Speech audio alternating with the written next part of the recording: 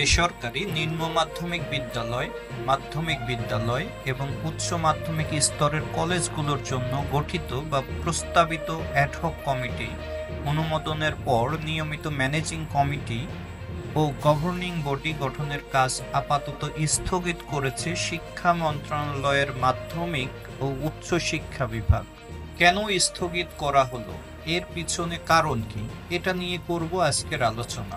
আসসালামু আলাইকুম, আপনারা দেখছেন আপনাদের সবার প্রিয় চ্যানেল সাদ্দামস ওয়ার্ল্ড। সাথে আছে এম এ সাদ্দাম হোসেন। বিস্তারিত জানতে ভিডিওর শেষ পর্যন্ত দেখুন। শিক্ষা, খেলাধুলা এবং সাম্প্রতিক সময়ের যাবতীয় সংবাদ পেতে আমার চ্যানেলটি সাবস্ক্রাইব করুন এবং পাশে থাকা বেল বাটনটি অন করে দিন।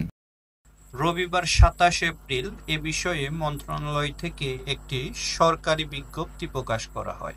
হঠাৎ এই সিদ্ধান্তে সংশ্লিষ্ট প্রধান শিক্ষক ও অ্যাডহক কমিটির সভাপতিদের মধ্যে নানা ধরনের প্রশ্ন ও আলোচনার সৃষ্টি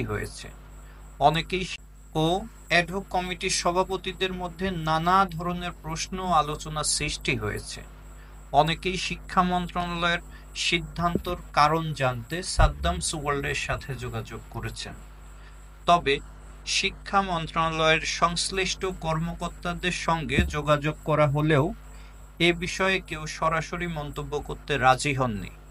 পরে কয়েকজন শিক্ষা বোর্ডের চেয়ারম্যান নাম প্রকাশ না করার শর্তে সাদ্দামস ওয়ার্ল্ডকে জানান, 2024 সালের 25 এপ্রিল শিক্ষা মন্ত্রণালয় বেসরকারি শিক্ষা প্রতিষ্ঠানের ম্যানেজিং কমিটি ও গভর্নিং বডির প্রবিধানমালা 2024 জারি করে। সেখানে নিয়মিত কমিটির সভাপতির ন্যূনতম শিক্ষাগত যোগ্যতা এইচএসসি বা সমমান নির্ধারণ করা হয়। কিন্তু একই বছরের 5ই আগস্ট দেশের সরকার পরিবর্তনের পর 18 নভেম্বর 2004 সালে আবার নতুন একটি প্রজ্ঞাপন জারি করা হয়, যেখানে অ্যাডহক কমিটির সভাপতির যোগ্যতা স্কুল পর্যায়ে স্নাতক এবং কলেজ পর্যায়ে স্নাতকোত্তর ডিগ্রি নির্ধারণ করা হয়। সমস্যা হলো, নিয়মিত কমিটির সভাপতির যোগ্যতা বিষয়ক কোনো নতুন নির্দেশনা দেওয়া হয়নি। ফলে পুরনো প্রবিধান অনুযায়ী নিয়মিত কমিটি গঠনের প্রক্রিয়া চলছিল। বর্তমানে এই প্রবিধানমালায় সংশোধনী আনার কাজ চলছে। মন্ত্রণালয় মনে করছে, প্রবিধান সংশোধন না করে নিয়মিত কমিটি গঠন করা হলে প্রশাসনিক জটিলতা তৈরি হতে পারে। তাই সংশোধন শেষ না হওয়া পর্যন্ত নতুন কমিটি গঠনের কার্যক্রম স্থগিত রাখা হয়েছে।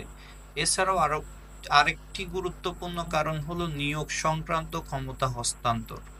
নতুন নীতিমালার আলোকে বেসরকারি শিক্ষা প্রতিষ্ঠানের প্রধান শিক্ষক, সহকারী প্রধান ও কর্মচারী নিয়োগের দায়িত্ব নিয়মিত ম্যানেজিং কমিটির পরিবর্তে জাতীয় শিক্ষক নিবন্ধন ও প্রত্যয়ন কর্তৃপক্ষ NTRCA এবং জেলা প্রশাসক বা মাধ্যমিক ও উচ্চ শিক্ষা অধিদপ্তরের আঞ্চলিক কার্যালয়ের হাতে দেওয়া হবে।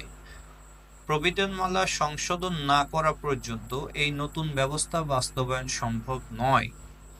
ফলে প্রশাসনিক স্বচ্ছতা ও নিয়োগ প্রক্রিয়ার কেন্দ্রীয় নিয়ন্ত্রণ নিশ্চিত করতে আপাতত নিয়মিত কমিটি গঠন স্থগিত করা হয়েছে।